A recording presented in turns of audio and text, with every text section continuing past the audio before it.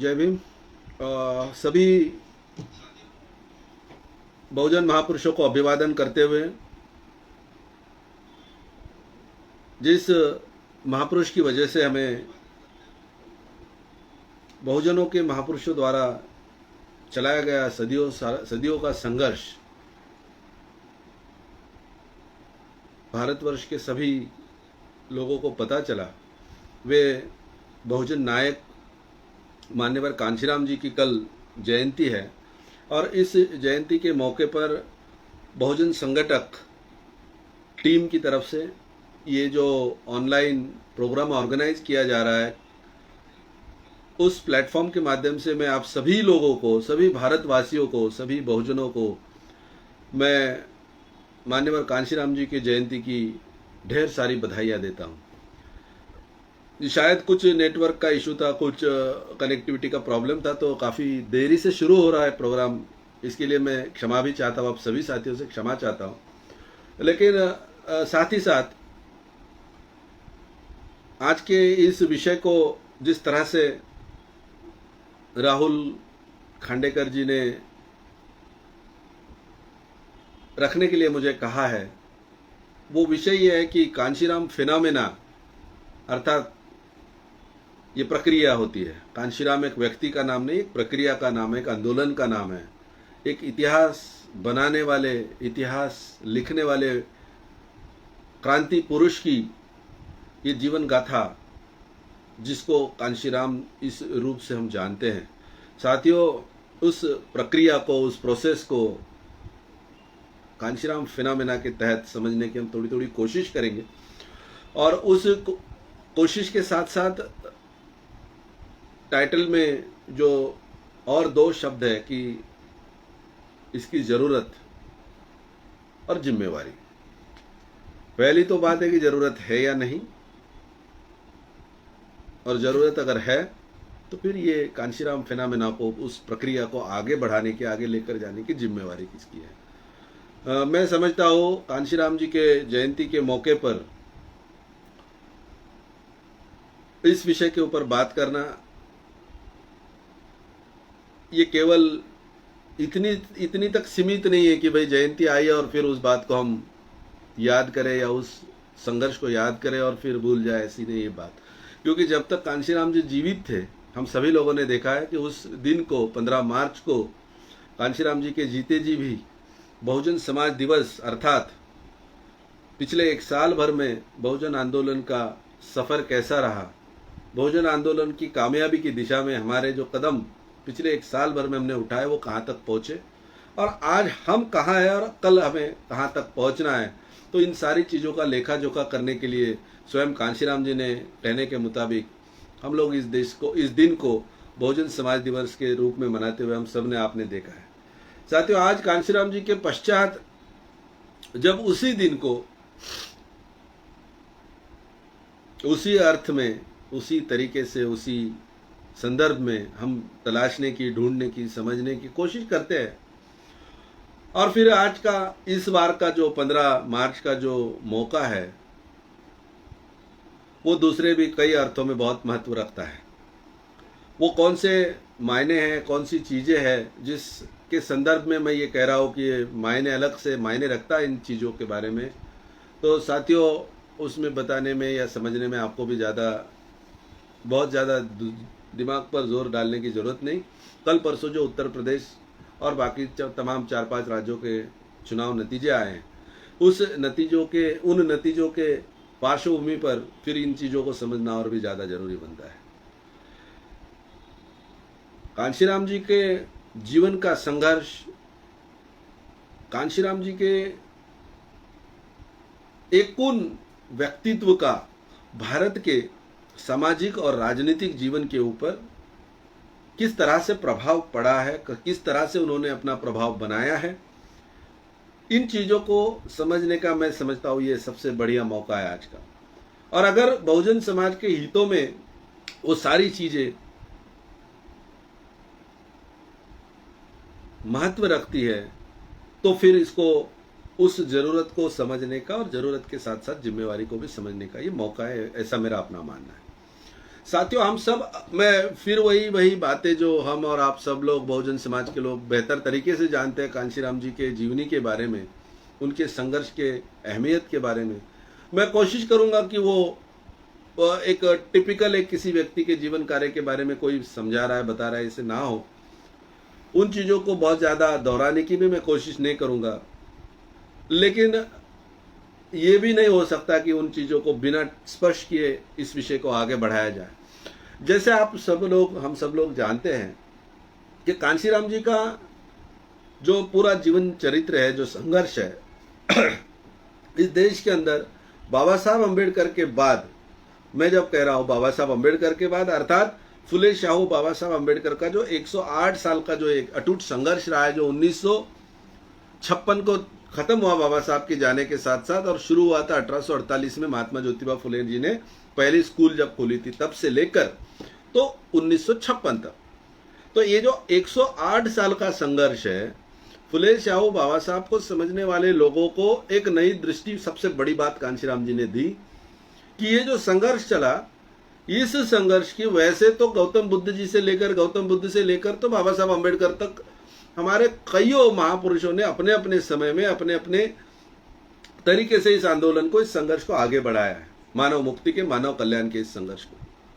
लेकिन ये पूरे इतिहास में, और विशेष खास तौर पे सम्राट बृहद्रथ की खून करने के बाद जो प्रतिक्रांति इस देश के अंदर हुई, उस प्रतिक्रांति के बाद खास तौर पे जो संघर्ष चला बहुजन उद्धार का, हमारे अलग अलग समय में अलग अलग संत गुरु और महापुरुषों ने चलाया, उन सारे संघर्ष में कांशीराम जी ने ये हाईलाइट करके बता दिया, देश के लोगों को एक नया विजन दिया, मैं ऐसे कहता हूं। इसलिए हम कांशीराम जी को एक महज एक नेता के तौर पे नहीं, एक विजनरी के तौर पे जो देखते हैं, तो ये एक अलग अलग छोटी छोटी चीजें होती है, लेकिन उसको बहुत अहमियत उन चीजों की होती है, उसको खास तौर पे पॉइंट आउट करके बताया कि ये सारे संघर्षों में फुले शाहू और बाबा साहब का संघर्ष जो था 108 साल का, ये अटूट संघर्ष था। और अटूट खास तौर पे मॉडर्न इंडिया में ये जो अटूट संघर्ष चला 108 साल, इस अटूट संघर्ष की वजह से जो भारत के संविधान की निर्मित देश के अंदर हुई, जो बाबा साहब के जीवन तक चला और बाबा साहब के जाने के बाद वहां पे ब्रेक लग गई। तो महात्मा ज्योतिबा फुले, शाहू महाराज, बाबा साहब अम्बेडकर, हम तो आजकल देखते हैं ना, कोई भी आकर फुले शाहू आंबेडकरांचा महाराष्ट्र, फुले शाहू आंबेडकरांची विचारधारा वगैरह, लेकिन उसकी जो गहराइयां थी, उन गहराइयों तक पहुंचने का विजन कांशीराम जी ने दिया। और इस अटूट संघर्ष की वजह से भारत देश के बहुजन समाज को अपनी जिंदगी में सुधार लाने का एक बेहतरीन मौका भारत के संविधान के माध्यम से प्राप्त हुआ। अब भारत के संविधान की वजह से वो मौका तो प्राप्त हो गया अपने जीवन में बाहर लाने का, अपनी जिंदगी सुधारने का, लेकिन काम पूरा नहीं हुआ था। तो महात्मा ज्योतिबा फुले के जमाने में एजुकेशन मूवमेंट चला, शाहू महाराज के जमाने में फिर उसको हम बहुत कैटेगरिकली अगर आइडेंटिफाई करके बताने की बात करें तो भागीदारी का आंदोलन चला, जिसको रिजर्वेशन के खास तौर पे मायने से अगर देखा जाए तो एक तरफ तो ज्योतिबा फुले ने शिक्षा का आंदोलन चलाया, शाहू जी महाराज के जमाने में वो भागीदारी का आंदोलन बना, उसके आगे की स्टेज, और बाबा साहब के जमाने में फिर कई सारे अधिकार और संवैधानिक मूल्यों के बनाने के बाद तो ये हमें अभी अगर एजुकेशन भी चाहिए और शासन प्रशासन में भागीदारी भी चाहिए, तो हमारे लोगों को देश के रूलर्स बनना बहुत ज्यादा जरूरी है। तो रूल इंडिया मूवमेंट बाबा साहब के जमाने में चला, पर बाबा साहब के जमाने में रूल इंडिया में ये कह रहा हूं कि रूलर बनने का एक जरिया, एक व्यवस्था, एक सिस्टम बाबा साहब अम्बेडकर ने अपने देश के लोगों को बनाकर दी, और हर एक आदमी को देश के रूलिंग प्रोसेस में, रूलर्स को चुनने की प्रोसेस में पार्टिसिपेट करने की एक व्यवस्था बनाकर दी। अब वहां पर बाबा साहब की जब महापरिनिर्वाण हो गया, उसके बाद प्रोसेस तो शुरू हो गई थी, अधिकार तो मिल गया था, राइट टू वोट मिल गया था, लेकिन वो कामयाबी तब तक हासिल नहीं हुई थी। और इसलिए कांशीराम जी बोलते हैं कि अगर फुले शाहू अम्बेडकर हमारे महापुरुष है, तो उन्होंने इस संघर्ष को जहां तक लाया, उस संघर्ष की बात को हमको आगे लेके जाना है।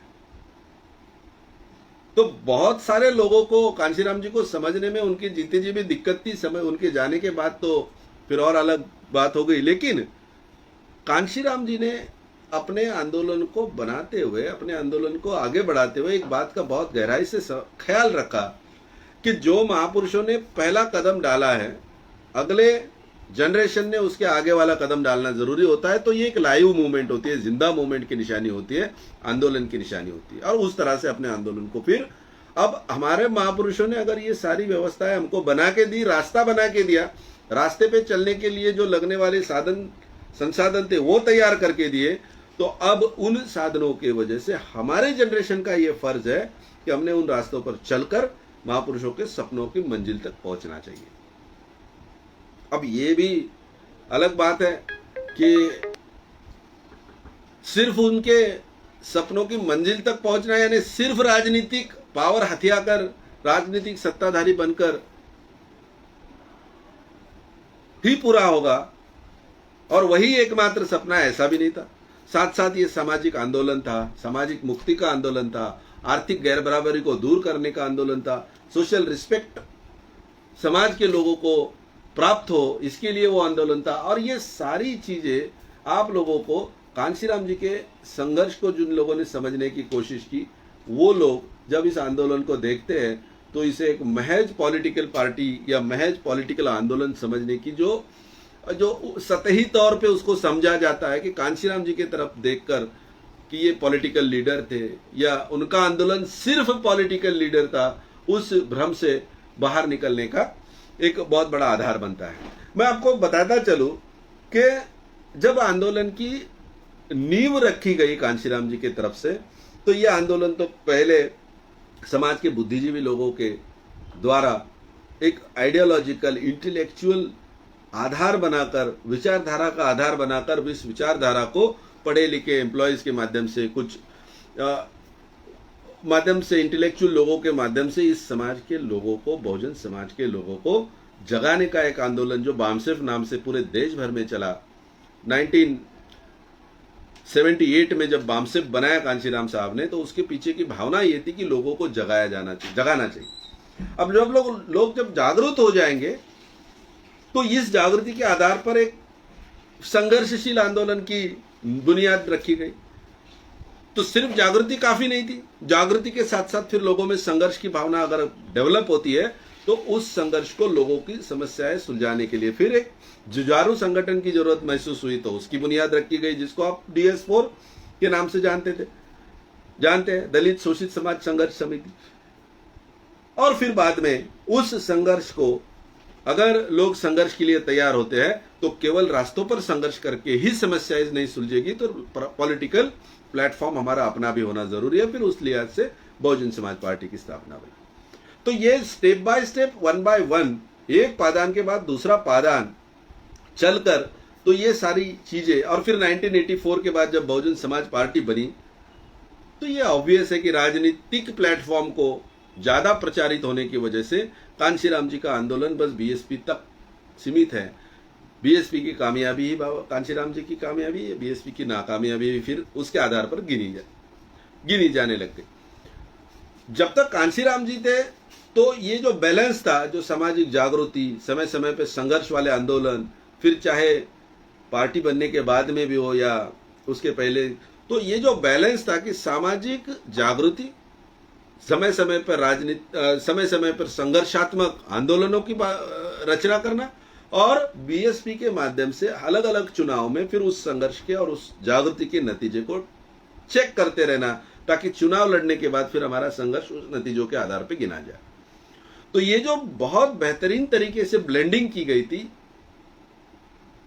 तब ये कहा जाना स्वाभाविक था कि कांशीराम जी का आंदोलन BSP को क्या मिला उसके आधार पर गिना जाए। पर उसके साथ साथ सामाजिक शर्त ये थी कि सामाजिक संघर्ष और सामाजिक जागृति की भी बात आगे बढ़ती रहे।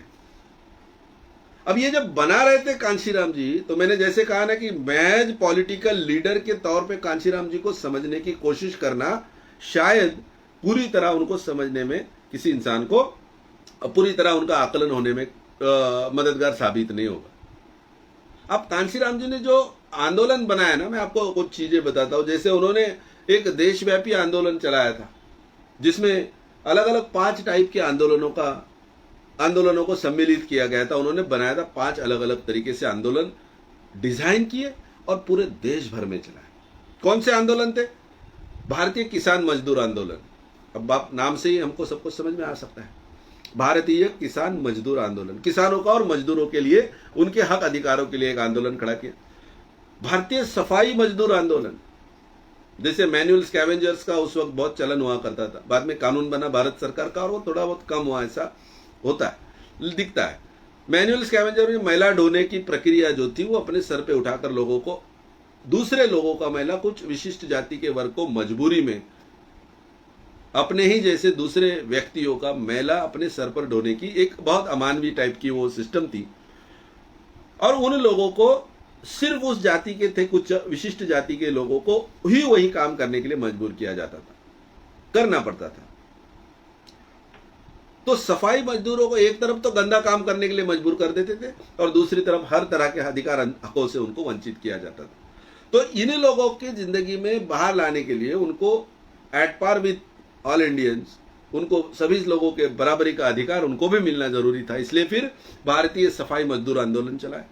दूसरा था भारतीय दस्तकार आंदोलन, आर्टिसंस जिसको कहते हैं, या फिर हम लोग क्या कहेंगे उसको, आर्टिसंस, दस्तकार मतलब ये जो 12 बलूतेदार वाला कंसेप्ट है ना, कुम्हार है, लोहार है, सुतार है, सोनार है। तो ये जो लोग थे जो समय मतलब अपनी जाति के आधार पर उनको पेशे दिए गए थे, जो मानवीय जरूरतों की अलग अलग चीजों को बनाने के काम करते थे, वो संसाधन बनाने वाली कारागिर जातियां थी, हम लोग ऐसा कहेंगे, दस्तकार। उन जातियों को उनके भरोसे पे, उनके आधार पर यह समाज व्यवस्था हजारों सालों से समाज अपने जरूरतों को पूरा करता आया। लेकिन उन जातियों को सिर्फ जातियों की उस श्रृंखला में, श्रेणी में, उन कामों के अलावा दूसरा कोई काम करने का मौका ही नहीं था। साथ ही साथ बाकी शासन प्रशासन में जो भागीदारी की बात थी उनसे भी उन्हें दूर रखा गया था और बुरी तरह से उनका भी शोषण होता हुआ दिख रहा था। तो इन दस्तकार लोगों के लिए, कारागिर लोगों के लिए एक पूरा देशभर का राष्ट्रीय व्यापी आंदोलन कांशीराम जी ने शुरू किया। देखो, किसान मजदूर आंदोलन हो गया, भारतीय सफाई मजदूर आंदोलन हो गया, फिर भारतीय दस्तकार आंदोलन हो गया। एक चौथा आंदोलन कांशीराम जी ने देश भर के लोगों के लिए खड़ा करके चलाया उसको देश में, जिसको कहा जाता है भारतीय शरणार्थी आंदोलन। शरणार्थी, सीएए, एनआरसी का जो बात चली देश भर में, तब तो हमको पता, उस वक्त बड़े पैमाने पे डिस्कस किया गया कि बाहर के देशों से आने वाले लोग जो हमारे देश में शरण लेंगे उनको हम शरणार्थी कहते हैं। पर यह कांशीराम नाम का व्यक्ति एकमात्र ऐसा देश के अंदर नेता रहा जिन्होंने भारत के अंदर भारतीय शरणार्थी भी है ये बात पहली बार दुनिया के देश के सामने लाई। अब कई लोगों को आज भी इस चीज को समझने में दिक्कत हो सकती है कि भारत के अंदर भारत के लोग शरणार्थी कैसे होंगे भाई।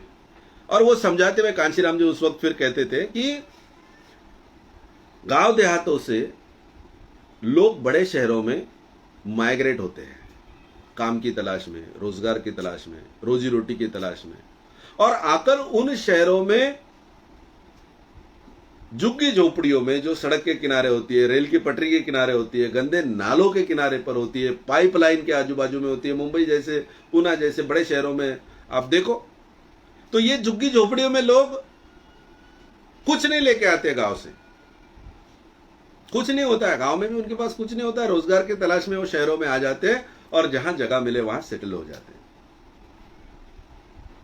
वो कुछ लेकर गांव से तो नहीं आते, पर एक चीज जरूर साथ में लाते। एक जरूर एक चीज उनके साथ में गांव से आ जाती है, जिसको जात कहा जाता है, जाति व्यवस्था। वो अपनी कास्ट को लेकर आ जाते हैं।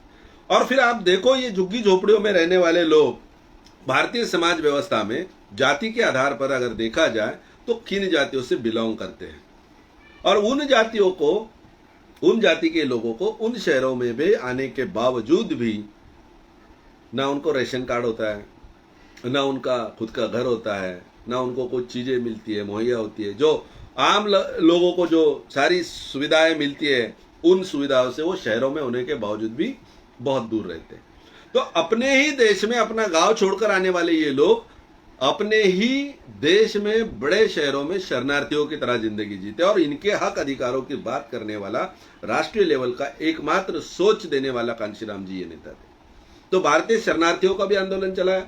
और तीसरा इसके बाद एक और आंदोलन चलाया कांशीराम जी ने, भागीदारी का आंदोलन, भारतीय भागीदारी आंदोलन।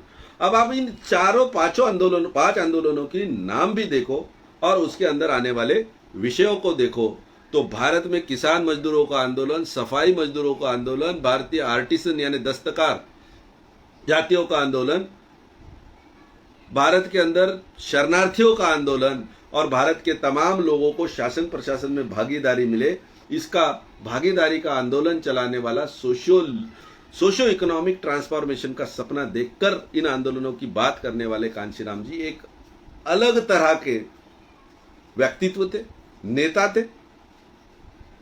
अब यह आंदोलन जब चले तो यह आंदोलन चलाने के साथ साथ ये देखो, आप ये पांचों आंदोलनों को देखो, किसान मजदूर बोलो, आप सफाई कामगार बोलो, आप आर्टिसन यानी दस्तकार जिनको बोलते हो, कारागिर जातियां बोलते हैं वो देखो, या फिर जो शरणार्थी आंदोलन था वो देखिए, या भागीदारी का आंदोलन। इसमें सोशो इकोनॉमिक इमेंसिपेशन आपको नजर आएगा। सामाजिक और आर्थिक गैर बराबरी, सामाजिक और आर्थिक शोषण के खिलाफ संघर्ष करने के लिए लोगों को तैयार करने वाले ये आंदोलन थे।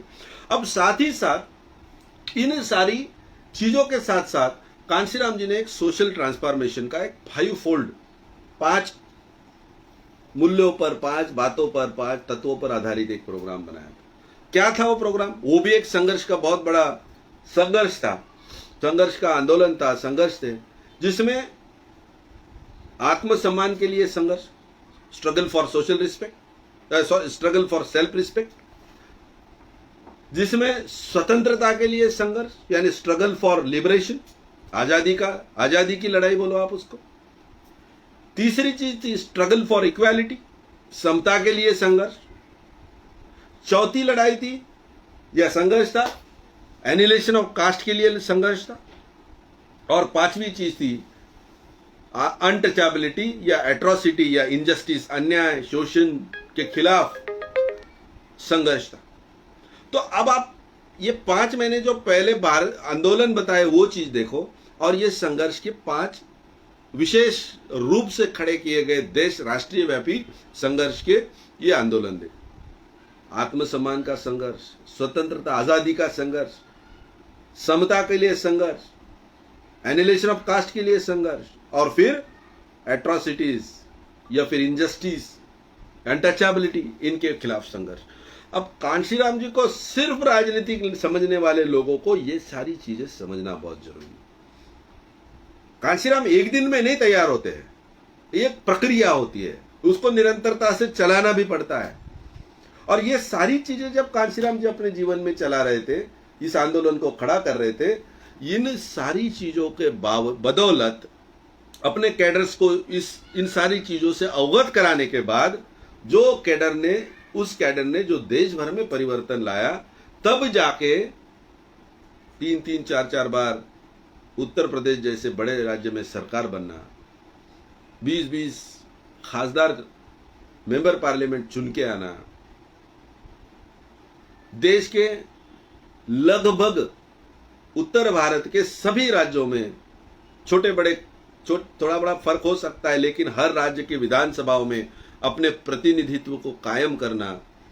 बिहार जैसे राज्य में 6-6 एमएलए, जम्मू कश्मीर में 4 एमएलए, मध्य प्रदेश में तो काफी और उससे भी ज्यादा ताकत थी, पंजाब हो, हरियाणा हो, इन सारे राज्यों में जो ये ग्राफ एक बार पार्टी बनाई तो ये बढ़ता ही गया, उसका नतीजा, उसकी बुनियाद इन सारे आंदोलनों में थी। तो ये प्रोसेस क्यों कह रहे हैं हम लोग इसको, कि केवल, और कांशीराम जी बार बार बनाते थे कि भाई, बताते थे कि भाई बहुजन समाज की पार्टी बनाना ये बड़ी आसान चीज है, मुश्किल काम बहुजन समाज के मूवमेंट खड़ी करना है। संगठन बनाना ये तो बहुत आसान सी चीज है, किसी को अध्यक्ष बनाओ, उपाध्यक्ष बनाओ, सचिव बना दो, महासचिव बना दो, संगठन खड़ा हो जाएगा। पर आंदोलन खड़ा करना ये सबसे बड़ी बात थी, और उस आंदोलन खड़ी करने की प्रोसेस को हम कांशीराम फिनोमेना कहते हैं। जब आंदोलन खड़ा होता है तो राजनीति कामयाब होना बहुत आसान हो जाता है, या फिर राजनीतिक कामयाबी की जड़ें आंदोलन के कामयाबी में होती है। और इसलिए फिर जब यह आंदोलन चला, तो जब बीएसपी के नतीजे यानी कांशीराम जी के आंदोलन के नतीजे पॉलिटिकल प्लेटफॉर्म पर बीएसपी के रूप में आने लगे और हर समय हर इलेक्शन बीएसपी को एक नई ऊर्जा, नई जीत की ऊंचाई दिखाने वाला आंदोलन साबित होता रहा, उदाहरण साबित होता रहा। इसके पीछे का कारण ये कांशीराम फिनोमेना है। कांशीराम जी इसको खुद की अपनी भाषा में कहते थे, ये कांशीराम चमत्कार है, ये कांशीराम चमत्कार बोलते थे साहब उसको। क्या था कांशीराम चमत्कार? ये कांशीराम चमत्कार होने के पीछे सबसे बड़ा कारण था जिस नवीनतम तरीके से उन्होंने आंदोलन को खड़ा किया, इनोवेटिव तरीकों से आंदोलन के नारे बनाए। आप सभी लोग उन नारों से बहुत भली भांति वाकिफ है। जाति तोड़ो समाज जोड़ो, सिंपल बात है। समाज को अगर जोड़ना है, इकट्ठा करना है, एक संघ बनाना है, संगठित करना है, तो जाति की दीवारों को तोड़ना पड़ेगा, तो ये समाज मजबूत होगा। अपने जीते जी 6000 से भी ज्यादा जातियों में से, बहुजन समाज के 6000 से भी ज्यादा जातियों में से 600 जातियों को कांशीराम जी संगठित करने में कामयाब हो गए। तो ये बहुजन समाज पार्टी अर्थात बहुजनों का आंदोलन देश की तीसरी ताकत बन के उभरा, नेशनल पार्टी बनी, और वो भी देश की तीसरे नंबर की नेशनल पार्टी। उसके पीछे बुनियाद, फिर बार बार कह रहा हूं कि ये बहुजन समाज का जो आंदोलन चला, ये जो प्रोसेस चली, वोट हमारा राज तुम्हारा नहीं चलेगा, नहीं चलेगा, ये इस तरह के जो नारे बने, जिसकी जितनी संख्या भारी उसकी उतनी भागीदारी। हम भारत के संविधान को समझने वाले लोग, constitutional philosophy of representation of the masses in the governance of the country, इन चीजों को अगर समझने की कोई कोशिश करता होगा तो जिसकी जितनी संख्या भारी उसकी उतनी भागीदारी। ये रिजर्वेशन की पॉलिसी एक नारे में गांव देहात के अनपढ़ आदमी को भी समझाने में कांशीराम जी कामयाब हुए थे, अपने कैडर्स के माध्यम से, अपने प्रोग्रामिंग के माध्यम से और सबसे बड़ी बात प्रोग्रामिंग की निरंतरता के माध्यम से। अब ये सारी बातें कांशीराम फिनोमेना जब हम कह रहे हैं, तो कांशीराम फिनोमेना जो कामयाबी की नई नई मंजिलें दिखाता चल रहा था, वो कांशीराम फिनोमेना आखिर में है क्या? कांशीराम चमत्कार है क्या? कांशीराम चमत्कार दूसरा तीसरा कुछ नहीं था। 6500 से भी ज्यादा जातियों में से सिर्फ 6000 जातियां जुड़ गई तो तीसरे नंबर की ताकत देश में खड़ी हो गई। थोड़ा और जोर लग जाता और कुछ जातियां इस प्रोसेस में, बहुजन समाज बनाने की प्रक्रिया में जुड़ जाती, तो शायद मंजर कुछ और हो सकते। ये क्या बोलते हैं, शक्यताओं की भाषा में बोलना ठीक नहीं है, लेकिन फिर भी जो हुआ है कम से कम उसके ऊपर जो बोला जा सकता है, ये कांशीराम चमत्कार था। जाति तोड़ो समाज जोड़ो, ताकतवर समाज जातियों को तोड़कर इकट्ठा कर बनाया तो हम देश की ताकत बन सकते। देश के अंदर हमारी आवाज को नजरअंदाज नहीं किया जा सकता। ये एहसास दबे कुचले शोषित पीड़ित लोगों में करके देने वाले ताकत का नाम कांशीराम फिनोमेना। उत्तर प्रदेश जैसे सामंती राज्य को देश भर में मूवमेंट तो चल रही थी, लेकिन उसकी पॉलिटिकल लेबोरेटरी बनाया, एक राज्य को आइडेंटिफाई किया कि वहां पे कामयाबी अगर हो जाती है, मिल जाती है, तो पूरे देश में कामयाबी का झंडा लहराया जा सकता है। और उस लेबोरेटरी को, ये दुख की बात है कि उस लेबोरेटरी के ऊपर पूरा कब्जा होने से पहले कांशीराम जी हम सबको छोड़कर चले गए। दूसरी कई चीजें कांशीराम जी ने अपनी जिंदगी में की जिसको चमत्कार से कम नहीं माना जाता था, नहीं कम माना जा सकता। उसको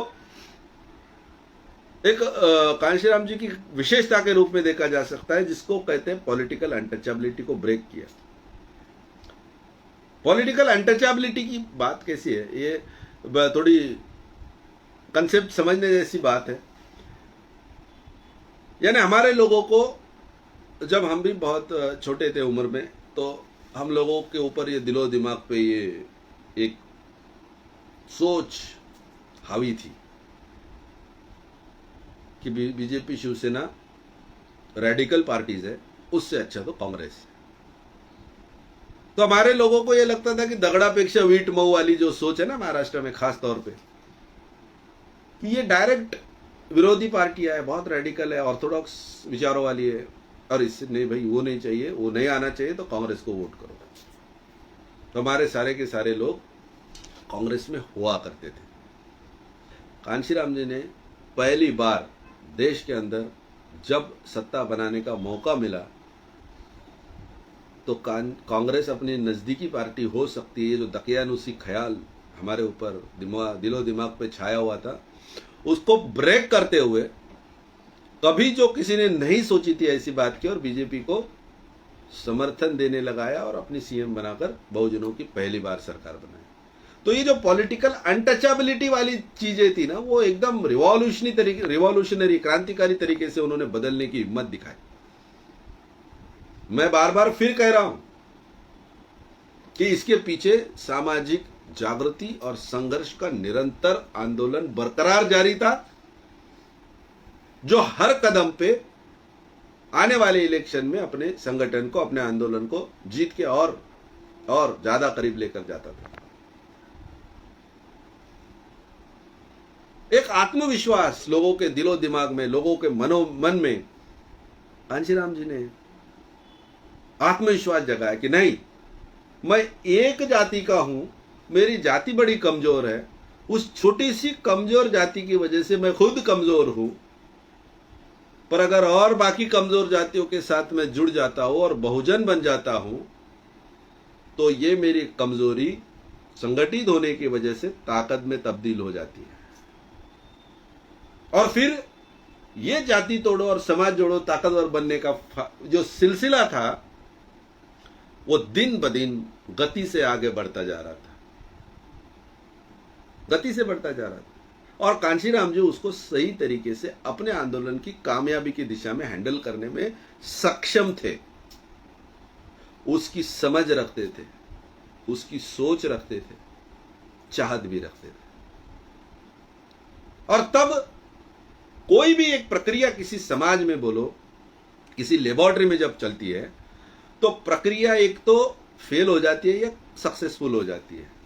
ये कांशीराम प्रक्रिया निरंतर सक्सेस होने का कारण था कि निरंतरता से उसके लिए लगने वाला जो जरूरी काम था, यानी आंदोलन, संघर्ष, सामाजिक संघर्ष जारी था, इसलिए राजनीतिक संघर्ष निरंतर आगे चलता था। अब ये सारी चीजें कांशीराम साहब को याद करते हुए जब हम बोलते हैं तो सवाल है भैया हमारे आपके सबके सामने कि क्या इन चीजों की आज भी, उन सारी चीजों की, उन प्रक्रियाओं की जरूरत है या नहीं। कांशीराम प्रक्रिया की, कांशीराम फिनोमिना की, उस प्रोसेस की, और सीधे लफ्जों में कहा जाए तो सामाजिक और आर्थिक मुक्ति का जो संघर्ष निरंतरता से चालू रहना चाहिए, वो चालू रहने की, रखने की, चलाने की जरूरत है या नहीं। चाहे किसी को कुछ भी लगे, लेकिन वो संघर्ष अगर बंद पड़ता है तो हमारी राजनीति कामयाब नहीं होती है, हमारी राजनीति कामयाब नहीं हो सकती। और इसलिए समय समय पे जब आंदोलन चलाते भी थे तो अपने ही लोगों को इशारा भी देते थे कांशीराम जी कि हमारे पास था तो कुछ भी नहीं, ना विधानसभा हमारी थी, ना संसद हमारी कभी थी, हमारी कुछ अगर थी चीज हमारे हक वाली तो वो थी सड़कें। जब तक हम सड़कों पे डटे रहेंगे ये संसद और विधानसभा हमारे कदमों पे आकर गिड़गिड़ाएगी, और अगर हम सड़कों से रफा दफा हो गए तो फिर संसद और विधानसभाओं में जाना हमारे लिए एक सपने के अलावा कुछ नहीं रहेगा। इसलिए जो संघर्ष नहीं करना चाहते या संघर्ष से दूर जाना चाहते हैं, ऐसे नेताओं के लिए कांशीराम जी ने इशारा दिया था कि ऐसे नेताओं को देश के लोगों ने, बहुजनों ने, जो संघर्ष करना भूल गए हैं, सड़कों पे उतरना भूल गए हैं, उन नेताओं से इजाजत पाना चाहिए, नया नेतृत्व खड़ा करना चाहिए। अपने आंदोलन को जिस तरीकों से कामयाबी मिली है उन तरीकों से चलाने वाले नेतृत्व के साथ चलना चाहिए।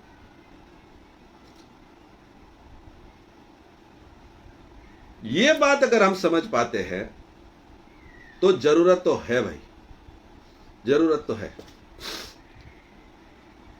कांशीराम फिनोमिना की आज की तारीख में जरूरत तो है। लेकिन जिम्मेवारी किसकी है, ये सवाल है। जिनके ऊपर जिम्मेवारी है वो लोग कौन है? किस दिशा में उन्होंने चलना चाहिए, अपनी जिम्मेवारी का निर्वहन कैसा करना चाहिए, इन सारी बातों के ऊपर भी सोच विचार होने की जरूरत है। अब अगर आज कांशीराम जी के नक्शे कदम पर चलने से हम कतराते हैं तो कांशीराम जी के जैसे कामयाबी का सपना भी हम नहीं देख सकते, ये हकीकत है। इसलिए अपनी जिम्मेवारी को समझते हुए मैं भी इसमें शामिल हूं। ये मैं किसी को सलाह नहीं दे रहा हूं, ये मेरे लिए भी बात लागू होती है, इसका भी एहसास है मुझे पूरी तरह से। ये बात हर एक उस व्यक्ति को लागू होती है जो इस देश के अंदर फुले शाहू बाबा साहब अंबेडकर के संघर्ष को आगे बढ़ाना चाहता है। और फिर इस बात को समझते हुए केवल कांशीराम जी की अच्छाइयों को गिनाने भर से हम उनके अनुयायी ऐसा कहने की कोई अधिकारिता हमें नहीं प्राप्त होगी। इस बात को गहराई से समझते हुए उस आंदोलन को आगे बढ़ाना होगा। आज उनके जमाने में उनके वक्त में जो कुछ चैलेंजेस थे, जो कुछ तौर तरीके जरूरी थे जिनको अपनाना चाहिए था, उन्होंने अपनाए भी कामयाब करके भी बताया। आज हमारा दौर है, आज के दौर में आज के वक्त की क्या ज़रूरतें हैं, उन ज़रूरतों को समझते हुए अपने आंदोलन के तौर तरीके उन्हीं बुनियाद पर नए वक्त की जो डिमांड है उस डिमांड को समझते हुए अगर हम आगे चलाएंगे तो किसी एक के ऊपर जिम्मेवारी का बोझ डालकर, बाबा साहब कहते थे, हीरो वर्शिपिंग के बहुत अगेंस्ट थे बाबा साहब, बार बार कहते थे कि हीरो वर्शिप मतलब क्या है ना कि किसी एक व्यक्ति के कंधे पर अपने सारे उत्कर्ष का बोझ डाल दो और खुद कुछ ना करो। ये भावना आपको अपने फर्ज से दूर ले जाने वाली भावना है और इसलिए मैं हीरो वर्शिप के सख्त विरोध में हूं, ये बाबा साहब कहते हैं। तो किसी एक व्यक्ति के कंधे पर अपने मुक्ति का भार डाल देना, अगर कामयाब हो गए तो ठीक, वरना एक आदमी सबको लेकर भी डूब सकता है। तो साथियों, ये किसी एक की जिम्मेवारी नहीं है, ये सब हमारी सबकी जिम्मेवारी है, मिलकर पूरी करने वाली जिम्मेवारी है। कोई सिर्फ किसी की कॉपी कर उसका वारिस नहीं बन सकता है, बराबर ना। एक शायर की बात याद आती है जो बहुत पसंद आई मुझे, आज पढ़ने में आई मेरे कभी, आज या कल शायद संडे में। बड़ा अच्छा शेर जो मुझे ऐसा लगता है कि मैं जो कहना चाह रहा हूँ वो आपको वहां मेरे सोच तक लेके जाने में कामयाब हो। लमस, ये उर्दू वर्ड है लमस, जिसका अर्थ होता है स्पर्श।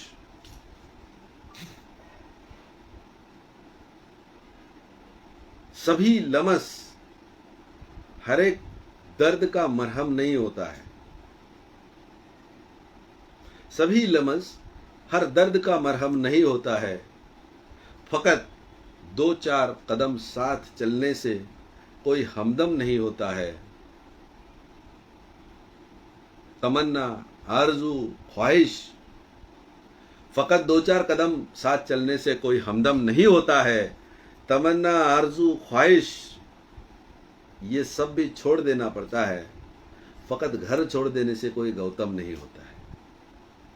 मेरे ख्याल से कांशीराम जी के इस कारवा को आगे लेकर जाने की चाहत रखने वाले हर साथी को कांशीराम जी के जयंती के पूर्व संध्या में इन चंद बातों से अवगत कराना, मैं समझता हूं अवगत कराने की जरूरत नहीं है, आप सभी लोग जानने वाले हो, लेकिन फिर भी एक उनको याद करते हुए, हमारे लीडर को याद करते हुए, हमारे टीचर को याद करते हुए, नेता को याद करते हुए हम अपने आने वाले समय के सफ़र को एक अंजाम देने की दिशा बनाएं, नीति बनाएं, सोच बनाएं और मिलकर साथ चले तो ये मुश्किल सफ़र पार होने में कामयाबी मिलने से हमें रोकना मुश्किल हो जाएगा किसी के भी लिए।